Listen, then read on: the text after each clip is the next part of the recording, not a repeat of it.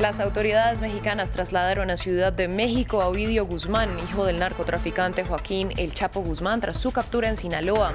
El operativo desató bloqueos de vías y enfrentamientos en ese estado del noroeste mexicano. Estados Unidos anunció una ampliación de su programa de permisos humanitarios para migrantes y recibirá a 30.000 personas al mes provenientes de Venezuela, Cuba, Nicaragua y Haití por vía aérea. Esto al tiempo que la Casa Blanca anunció que expulsará de inmediato a México a los migrantes que intenten entrar de forma irregular. La Cámara de Representantes de Estados Unidos continúa sin presidente tras 11 rondas fallidas de votación que se retoma este viernes. El boicot de los ultraconservadores a Kevin McCarthy no ha permitido que gane la elección, mientras aumenta la tensión porque el órgano no puede legislar sin portavoz. Bienvenidos a este informativo con las noticias más relevantes del continente americano. Soy Valentina Torres Sánchez y es un gusto acompañarlos. Comenzamos en México porque las autoridades capturaron a Ovidio Guzmán, hijo del narcotraficante Joaquín El Chapo Guzmán, en el estado de Sinaloa, en un operativo que desató violencia en las calles y dejó al menos 3 fallecidos. El informe es de Luis Muñoz. El narco mexicano se volvió a tomar las calles de Sinaloa. 19 cortes de vía, coches calcinados y disparos contra aviones de la Fuerza Aérea e incluso contra uno de pasajeros de Aeroméxico. Una ola de terror el jueves después de la detención de uno de los hijos del narcotraficante Joaquín El Chapo Guzmán. Después de controlar la agresión directa en contra de las fuerzas de seguridad, se identificó a Ovidio N. entre los integrantes de este grupo delincuencial, logrando su aseguramiento en posesión de armamento exclusivo del Ejército y Fuerza Aérea Mexicanos. Por favor, pase, por favor. También conocido como el Ratón, Ovidio, junto con 2 hermanos, forma la sección de los chapitos o los menores, dentro del cartel de Sinaloa. Se hizo famoso en 2019. La Guardia Nacional le detuvo, pero tras la respuesta del narco en las calles de Sinaloa, el presidente Andrés Manuel López Obrador ordenó liberarle. Finalmente, este jueves, fue la vencida, siendo trasladado a Ciudad de México. Para lograrlo, se detuvo la vida en Sinaloa. Sigue trabajando las autoridades de los 3 órdenes de gobierno para controlar la situación. Se sigue invitando a la ciudadanía para que no esté en la calle. La detención se produce días antes de la visita del presidente Joe Biden a México. Estados Unidos busca su extradición por cargos de narcotráfico, lo que representa un giro en la estrategia inicial de López Obrador de abrazos, no balazos.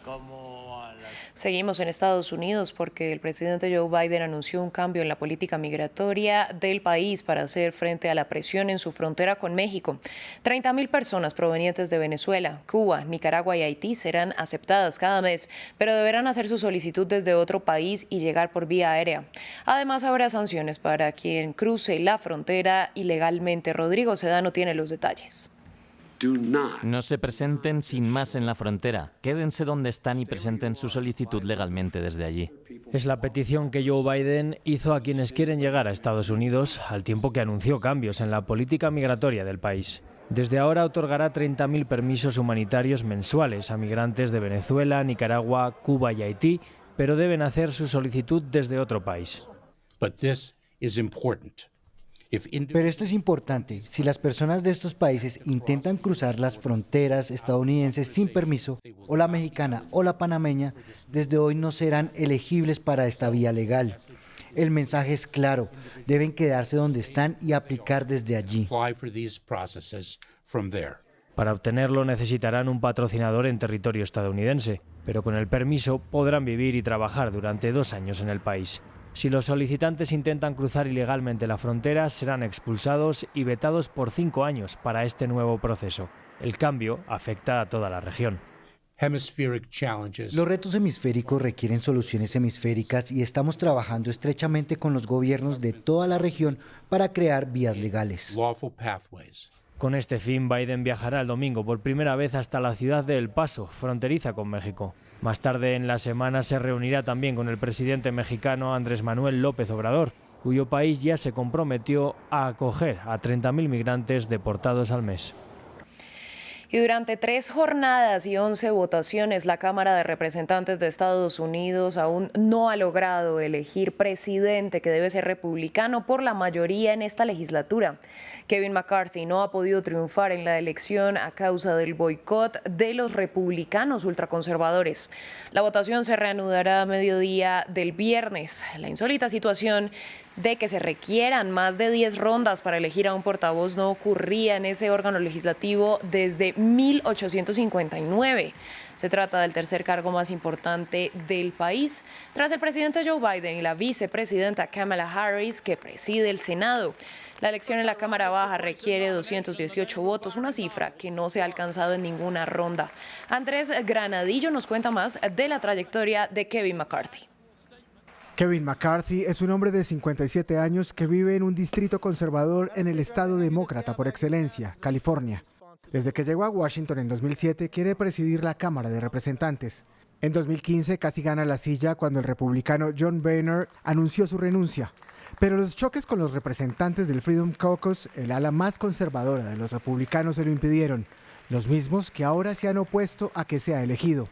Cuando la entonces presidenta de la Cámara, Nancy Pelosi, inició uno de los juicios políticos contra Donald Trump, McCarthy fue uno de los que se opuso. La presidenta Pelosi es la presidenta de esta Cámara, pero no habla por Estados Unidos cuando se trata de este tema. No puede decidir unilateralmente lo que sucede aquí. Han estado investigando a este presidente incluso antes de que fuera electo. Han votado 3 veces sobre juicio político aquí.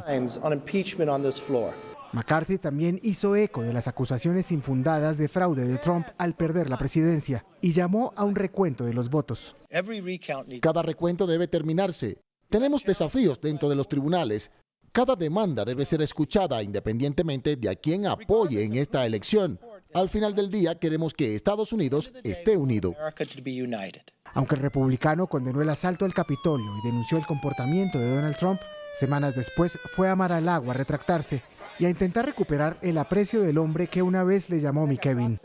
El portavoz de la Cámara de Representantes es la tercera persona con más poder en Estados Unidos, tras el presidente Joe Biden y la vicepresidenta Kamala Harris. La Asamblea Nacional Opositora de Venezuela, elegida en 2015, designó a Dinora Figuera como cabeza de la nueva junta directiva de ese parlamento paralelo al que controla el oficialismo en esa nación. Figuera sustituye en el cargo a Juan Guaidó, que hasta el pasado 30 de diciembre también lideró el parlamento opositor y el gobierno interino de ese país, que fue eliminado por los mismos legisladores. La figura de Figuera es clave para conformar una comisión delegada que se encargará de determinar cómo se manejan los activos del país que están congelados en el exterior. Durante la misma jornada, el Parlamento oficialista eligió por tercera vez a Jorge Rodríguez como presidente. Este 5 de enero continuaron las protestas en Perú con numerosos bloqueos en vías principales, entre ellas la Panamericana Sur, la más importante del país, lo que está dificultando el transporte de alimentos y materias primas. Los manifestantes siguieron pidiendo la renuncia de la presidenta Dina Boluarte y condenaron el proceso contra el destituido presidente Pedro Castillo, al igual que la represión en las manifestaciones de diciembre en las que alrededor de 30 personas perdieron la vida. Las protestas ya han generado la cancelación de un 60% de las reservas de turismo durante la primera mitad de 2023. Quiero reconocer seguramente a los hermanos y hermanas que aún salen en las manifestaciones justas. A ellos y a ellas les tiendo nuevamente mi mano y mi corazón abierto para ponernos a sentar sobre una mesa y conversar sobre las necesidades que están planteando. Inició en la ciudad estadounidense de Las Vegas el Consumer Electronics Show, la feria tecnológica que anualmente atrae a miles de entusiastas para ver de primera mano las más recientes innovaciones. La versión de este año tiene un especial sentido porque en 2022 el evento fue notoriamente reducido por la variante Omicron del COVID-19. El llamado CES es la muestra tecnológica más grande a nivel mundial y se extenderá hasta el domingo 8 de enero.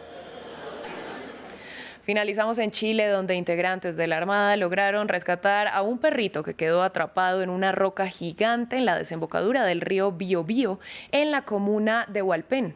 Los responsables informaron que el rescate fue particularmente difícil debido a la inclinación de las rocas. Sin embargo, era urgente recuperar al animal, que llevaba 4 días sin comida ni agua. El can recibió atención veterinaria a su llegada a tierra firme y, según medios, será dado en adopción. Fin del informativo, volvemos en breve.